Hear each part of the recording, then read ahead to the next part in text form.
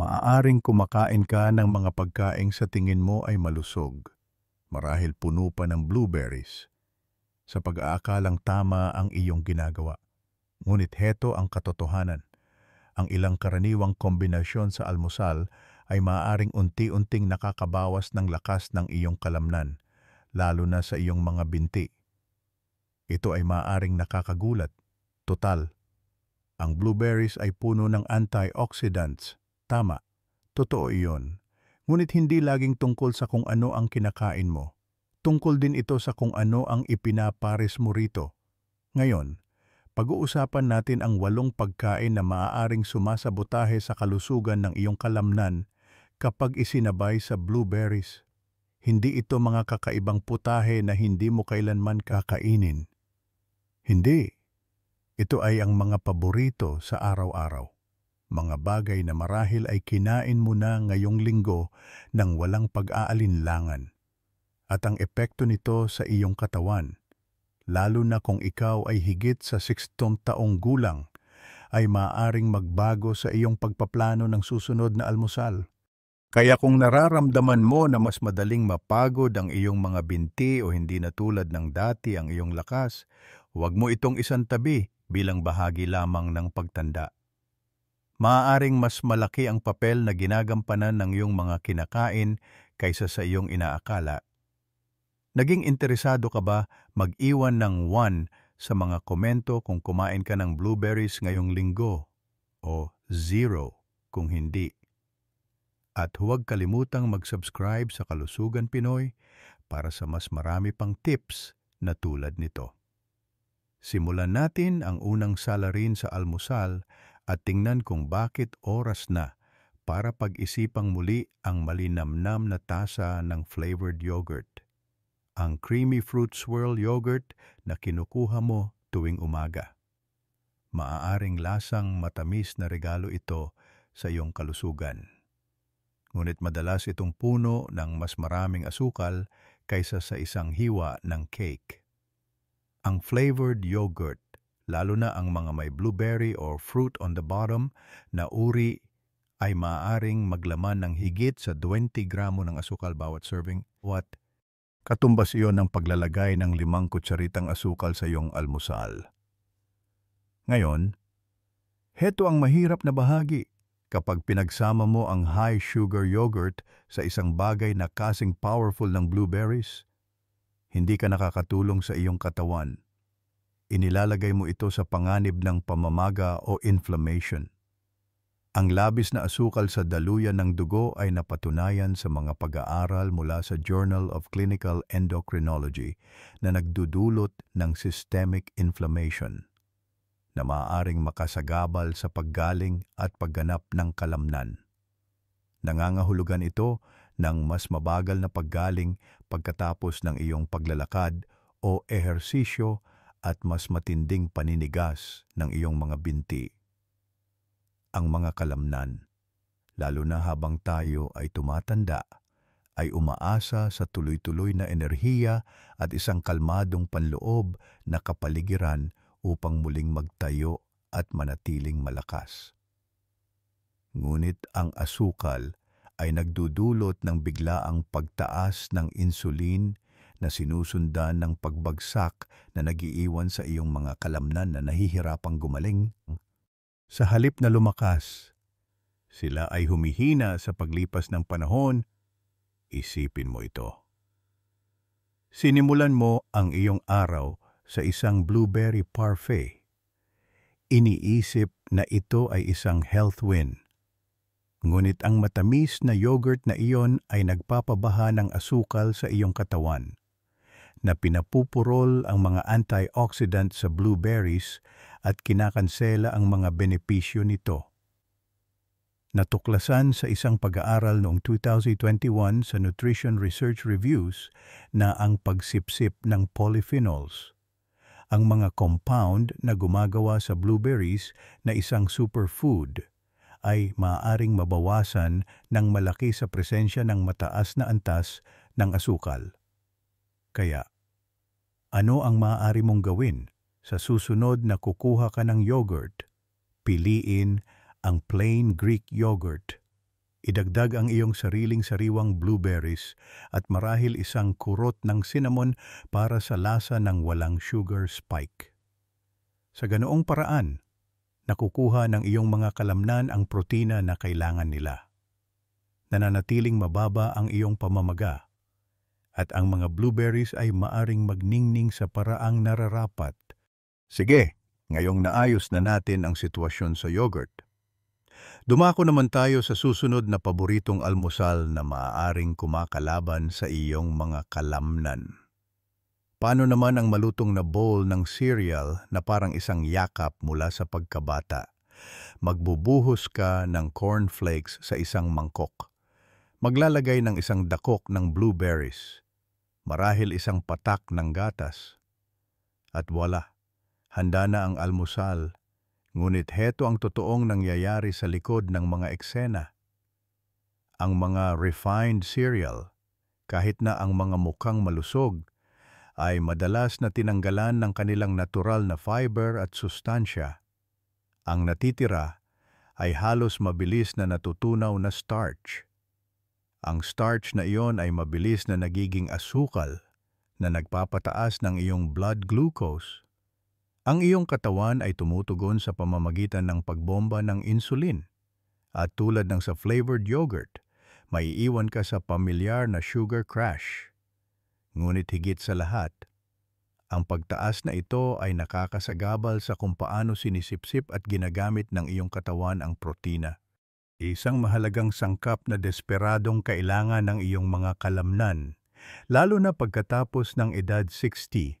Isang pag-aaral noong 2020 sa American Journal of Physiology ang nagpakita na kapag mataas ang blood sugar, ang muscle protein synthesis, ang proseso na ginagamit ng iyong katawan upang magtayo at mag-ayos ng kalamnan ay bumabagal. At kung ang cereal na iyon ay sweetened granola o frosted flakes, mas lumalala ang epekto. Isipin mo ito ng ganito. Ang iyong mga kalamnan ay parang maliliit na construction crew at ang protina ang kanilang materyales. Ngunit kapag ang iyong dugo ay puno ng asukal, hindi makukuha ng mga crew na iyon ang mga supply na kailangan nila. Kaya sa halip na magtayo ng malakas na mga binti, ang iyong katawan ay nananatili sa maintenance mode o mas malala. Nagsisimula itong sirain ang kalamnan. Kung talagang mahilig ka sa cereal sa umaga, huwag mag-alala, hindi mo kailangang magpaalam. Sa halip, lumipat sa whole grain oats o high-fiber cereal na walang idinagdag na asukal. Magdagdag ng blueberries at ilang unsweetened almond milk. At bigla, ang iyong almusal ay nagiging isang powerhouse na sumusuporta sa kalamnan. Handa nang suriin kung ano ang susunod sa listahan. Kumagat tayo sa isang bagay na mainit at malambot, ngunit marahil hindi kasing inosente ng itsura nito. Mainit na ginintuang pancake na nakasalansan, may mga tuldok ng blueberries, at binuhusan ng syrup, parang ginhawa sa isang plato. Tama. Para sa maraming Pilipino, ito ay isang klasikong weekend treat. Ngunit ang hindi mo maaaring napagtanto ay sa likod ng lambot at tamis ay nagtatago ang isang perpektong bagyo para sa paghina ng kalamnan. Ang mga pancake at waffle ay gawa sa refined white flour, isang uri ng mabilis na natutunaw na carbohydrate. Isama mo pa ang matatamis na toppings o kahit fruit syrup at meron kang dobleng tama ng simpleng carbs at asukal. Ito ay isang recipe na mabilis at paulit-ulit na nagpapataas ng blood sugar. At kapag naging ugali na iyon, ang kalusugan ng iyong kalamnan ang magbabayad. Narito ang nangyayari. Ayon kay Dr. Jose Reyes, isang katang-isip na nutrisyonista, ang mga diet na mataas sa refined carbs at asukal ay nauugnay sa pagtaas ng visceral fat, ang uri na bumabalot sa iyong mga organ. Ang uri ng taba na iyon ay partikular na nakakapinsala dahil gumagawa ito ng mga hormone na nakakagambala sa mga antas ng testosterone. At ang testosterone ay hindi lamang para sa mga bodybuilder. Malaki ang papel nito sa pagpapanatili ng muscle mass at lakas ng buto sa parehong lalaki at babae, lalo na habang tayo ay tumatanda. Kaya, isipin mo ito. Ang iyong masarap na blueberry pancake ay maaaring unti-unting nagpapababa ng iyong testosterone sa paglipas ng panahon, na humahantong sa pagbawas ng lakas ng binti, mas mabagal na metabolismo, at ang gumagapang na pakiramdam ng kahinaan sa iyong katawan. At hindi ang isang dakok ng blueberries sa ibabaw ay hindi kayang bawiin ang pinsalang iyon. Hindi kung sila ay lumalangoy sa syrup at harina. Ano ang mas magandang gawin kung mahilig ka sa pancake? Subukang gumawa ng sarili mo sa bahay gamit ang almond flour or oat flour. Gamit ang dinurog na saging o unsweetened applesauce bilang pampatamis. Lagyan ng sariwang blueberries at isang bahagyang patak ng purong maple syrup kung kinakailangan, ngunit iwasan ang whipped cream at pagbaha ng syrup. Sige, natapos na natin ang ginintuang lambot. Ngayon, palamigin naman natin ng kaunti ang mga bagay-bagay at tingnan kung bakit ang iyong paboritong frozen treat ay maaaring nagpapalamig sa iyong muscle gains. Ice cream, ang malinamnam at malamig na scoop ng kaligayahan sa isang mainit na araw, lalo na kung ito ay blueberry-flavored or inihain kasama ng cheesecake. Parang isang maliit na luho, isang bagay na maliit na tiyak na hindi makakasakit. Ngunit pagdating sa iyong mga kalamnan at sa paraan ng pagsipsip ng iyong katawan ng mga sustansya, ang matamis na treat na ito ay maaaring mas nakakapinsala kaysa sa iyong iniisip. Karamihan sa mga ice cream, at lalo na ang blueberry cheesecakes, ay puno ng dalawang bagay, saturated fats at added sugars. Iyan ay isang mapanganib na duo. Ang saturated fats, kapag kinain ng labis, ay maaaring makasagabal sa kung paano ginagamit ng iyong katawan ang mga antioxidant mula sa malusog na pagkain tulad ng blueberries. Ayon sa isang pag-aaral noong 2022 na inilathala sa Journal of Nutritional Biochemistry, ang mataas na antas ng saturated fat ay maaaring humarang sa cellular uptake ng anthocyanins, ang eksaktong antioxidant compounds na nagbibigay sa blueberries ng kanilang makapangyarihang benepisyo. Nangangahulugan iyon na kahit kumakain ka ng blueberries, maaaring hindi sinisipsip ng iyong katawan ang kanilang mga protektadong sustansya. Ang asukal sa mga dessert na ito ay nagpapalala sa issue sa pamamagitan ng karagdagang pamamaga sa iyong digestive system, pagpapahina sa iyong immune response, at pagdaragdag sa pangkalahatang pagkapagod ng kalamnan. Narito ang isang senaryo. Nagkaroon ka ng magaan na hapunan at nagpasya kang mag-treat sa iyong sarili ng blueberry ice cream. Mukhang hindi nakakapinsala. Ngunit sa halip na tulungan ang iyong katawan na gumaling mula sa pagod ng araw, ang asukal at taba ay tahimik na nagpapabagal sa proseso ng pag-aayos, na ginagawang mas manhid at mas madaling kapitan ng pulikat ang iyong mga kalamnan kinaumagahan. Kaya, ano ang maaari mong gawin kung nagke-crave ka ng isang bagay na malamig at matamis? Subukan ang frozen Greek yogurt na walang idinagdag na asukal.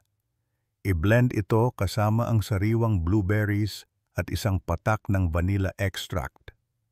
Makukuha mo ang creamy satisfaction ng hindi ninanakawan ng iyong katawan ng pagkakataong gumaling at manatiling malakas. Ngayon, magpatuloy tayo dahil kahit na sa tingin mo ay kumakain ka ng malusog, tulad ng mainit na bowl ng oats na may kaunting pulot, may isang nakatagong twist na kailangan mong malaman. Oatmeal at pulot, mukhang isang wholesome, heartwarming na almusal, mayaman sa fiber, natural na matamis, at madalas na ipinapare sa sariwang prutas tulad ng blueberries. Ano ang maaaring magkamali? Well, pagdating sa pagsuporta sa iyong mga kalamnan, lalo na pagkatapos ng edad 60, ang tila malusog na kombinasyong ito ay maaaring mas nakakapagpabagal kaysa isang superfood. Ang pangunahing issue dito ay ang panunaw. Ang oatmeal ay mataas sa soluble fiber na mahusay para sa kalusugan ng puso at panunaw sa pangkalahatan. Ngunit kapag nilagyan mo ito ng pulot na esensyal na purong asukal, hinihiling mo sa iyong bituka na iproseso ang maraming bagay ng sabay-sabay, pinapabagal ng fiber ang mga bagay-bagay, pinapabilis naman ng asukal. Magkasama, maaari nilang lituhin ang iyong digestive system at humantong sa bloating, discomfort, at mas mabagal na pagsipsip ng sustansya. Bakit iyon mahalaga? Dahil pagkatapos ng ehersisyo o kahit isang mahabang paglalakad, ang iyong mga kalamnan ay handa ng sumipsip ng protina at mag-rebuild. Ngunit kung ang iyong bituka ay abala sa pagtunaw ng isang mabigat, high-fiber, high-sugar na pagkain, maaaring hindi makarating ang protina na iyon kung saan ito kailangan sa tamang oras. Sa katunayan, isang pag-aaral noong 2018 na inilathala sa Clinical Nutrition ang natuklasan na ang mga post-workout meal na mataas sa fiber at asukal ay nag-antala ng amino acid uptake sa mga kalamnan ng higit sa 30%. Malaking bagay iyon. Nangangahulugan ito na hindi nakukuha ng iyong mga kalamnan ang mga building block na kailangan nila upang gumaling at lumakas, na nagiiwan sa iyo na mas pagod at masakit sa paglipas ng panahon. Ilarawan natin ang sitwasyon ng sinimulan mo ang iyong araw sa isang maginhawang bowl ng oats, nagpatak ng kaunting pulot at naglagay ng ilang blueberries.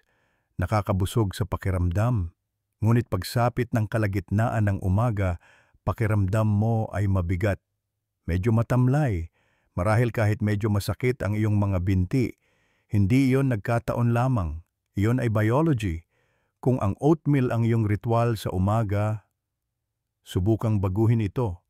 Gumamit ng rolled oats sa halip na instant. Laktawan ang pulot at pampatamisin ng natural gamit ang cinnamon o dinurog na saging. Magdagdag ng isang kutsara ng protina tulad ng Greek yogurt o ilang dinurog na mani upang matulungan ang iyong mga kalamnan na makuha ang kailangan nila.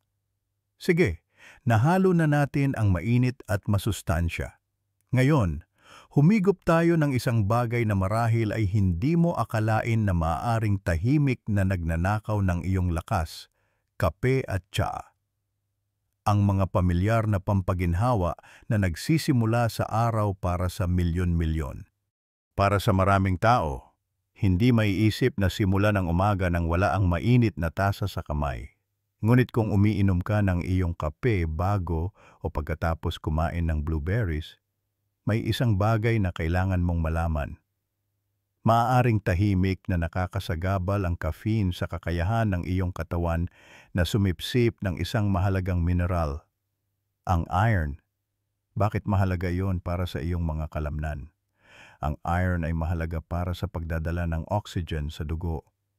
Kapag bumaba ang iyong mga antas ng iron kahit bahagya, ang iyong mga kalamnan, lalo na sa iyong mga binti, ay hindi nakakakuha ng oxygen na kailangan nila. Maaari itong humantong sa pakiramdam ng pagkapagod, kabigatan, at panghihina ng kalamnan sa paglipas ng panahon. Isang pag-aaral noong 2017 sa American Journal of Clinical Nutrition ang natuklasan na ang pag-inom ng kape o tsaa kasama ng mga pagkaing mataas sa antioxidant tulad ng blueberries ay maaaring mabawasan ang pagsipsip ng iron ng hanggang 60%. Hindi iyan maliit na pagbaba. Malaking pagkakaiba iyon na maaaring makaapekto sa iyong enerhiya at paggana ng kalamnan. Lalo na kung madali ka nang magkaroon ng mababang antas ng iron na karaniwan sa mga matatanda. Isipin mo ito ng ganito, ginagawa mo ang iyong makakaya, nagdaragdag ng blueberries sa iyong almusal upang mapabuti ang iyong kalusugan. Ngunit kung sasabayan mo ito ng kape, maaaring hindi makuha ng iyong katawan ang iron na kailangan nito. Hindi mula sa mga berry, hindi mula sa natitirang bahagi ng iyong pagkain. Sa paglipas ng panahon, maaaring mga hulugan iyon ng banayad na anemia, mas mabagal na paggaling mula sa aktibidad, at mas maraming pananakit ng kalamnan kaysa karaniwan. Ano ang maaari mong gawin sa halip? Subukang pagitanan ang iyong kape o tsaa ng hindi bababa sa 1 oras bago o pagkatapos kumain ng blueberries o iba pang mga pagkaing mayaman sa iron. Ang simpleng pagbabagong iyon ay nagbibigay sa iyong katawan ng mas magandang pagkakataon na sumipsip ng iron na kailangan nito ng walang caffeine na nakakasagabal.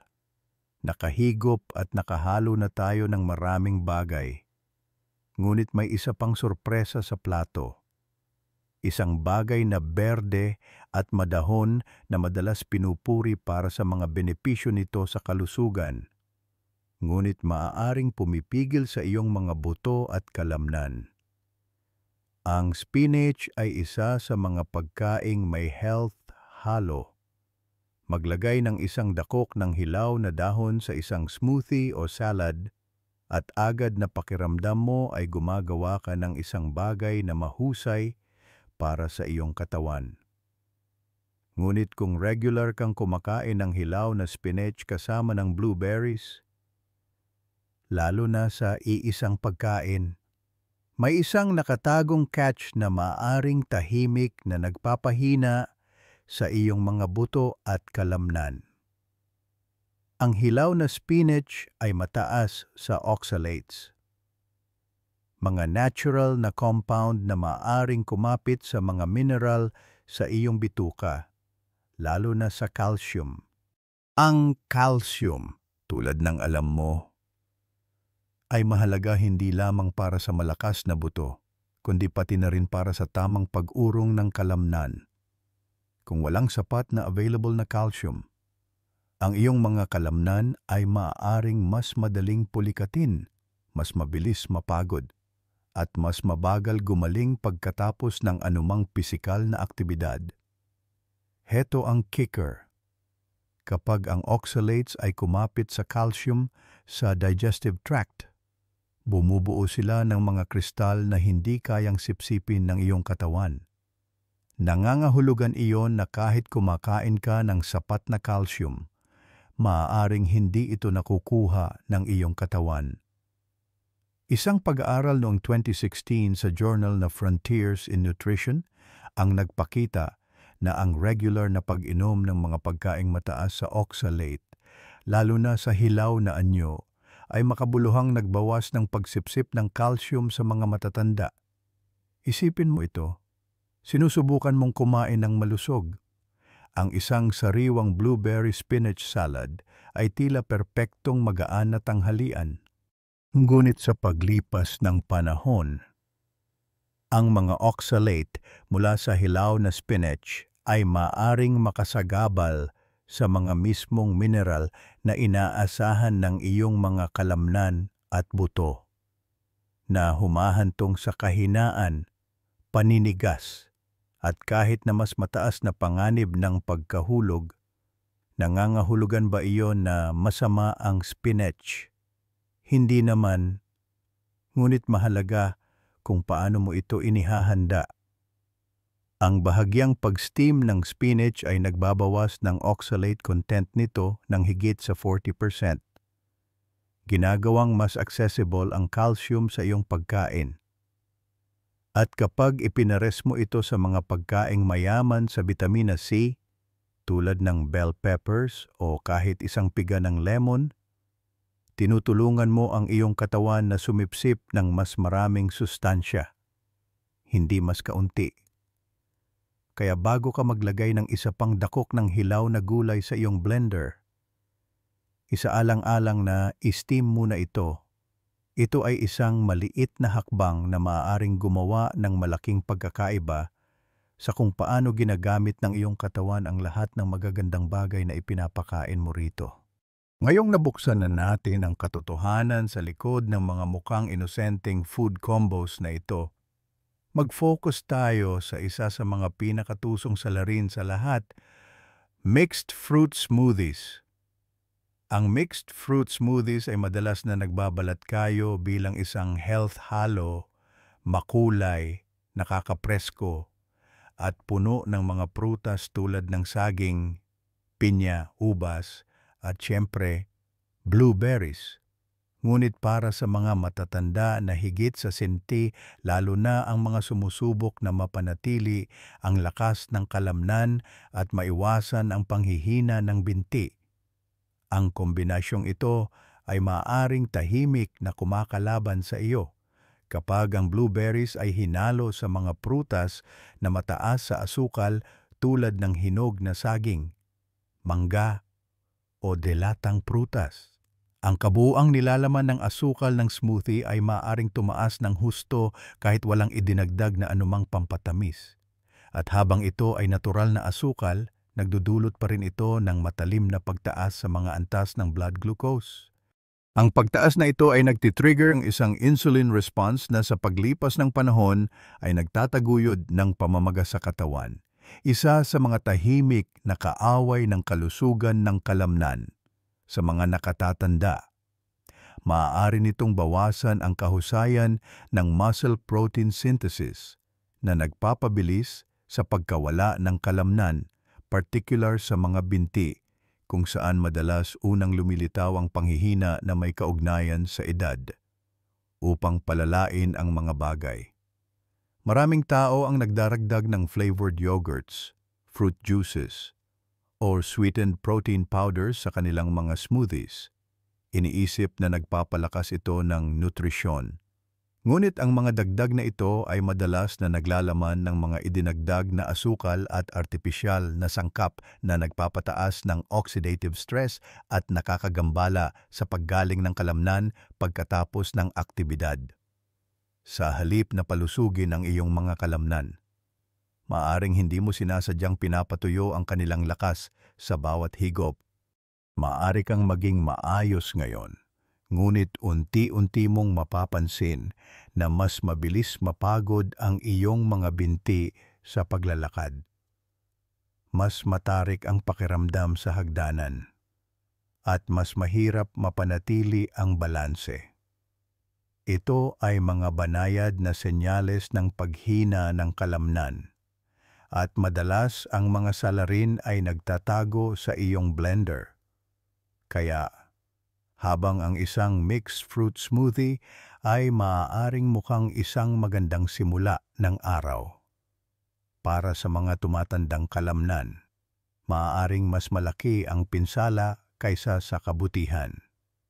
Ngayon, pagsama-samahin natin ang lahat ng mga nakatagong food traps na ito at pag-usapan kung paano tunay na maprotektahan ang iyong lakas habang ikaw ay tumatanda.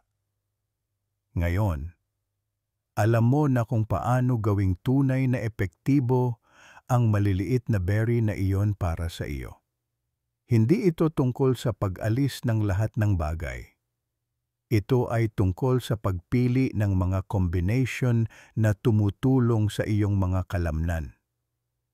Hindi pumipigil sa kanila. Ang ating mga katawan ay nagbabago sa paglipas ng panahon. At bawat maliit na pagpili na ginagawa natin sa hapagkainan ay nag-iipon. Hindi mo kailangan ng mga drastic na pagbabago. Ilang maingat na pag-aayos lamang, tulad ng pagpapalit ng sweetened yogurt sa plain, pag-steam ng spinach, o paghihintay ng 1 oras pagkatapos ng iyong pagkain bago humigop ng kape, ay maaaring panatilihing mas malakas ang iyong mga binti ng mas matagal. Ang iyong plato ay may mas malaking kapangyarihan kaysa sa iyong inaakala, at sa kaunting atensyon, maaari nitong suportahan ang lakas, balanse, at enerhiya na tumutulong sa iyong malayang kumilos sa buong araw. Kung nakatulong sa iyo ang video na ito, I-like ito at huwag kalimutang mag-subscribe sa Kalusugan Pinoy. May mga tanong o nais ibahagi kung ano ang nasa iyong plato ngayong linggo? Mag-iwan ng komento sa ibaba. Gusto kong marinig mula sa iyo. Alagaan ang mga kalamnan na iyon. Malayo na ang narating nila para sa iyo at may mga lugar pa silang pupuntahan.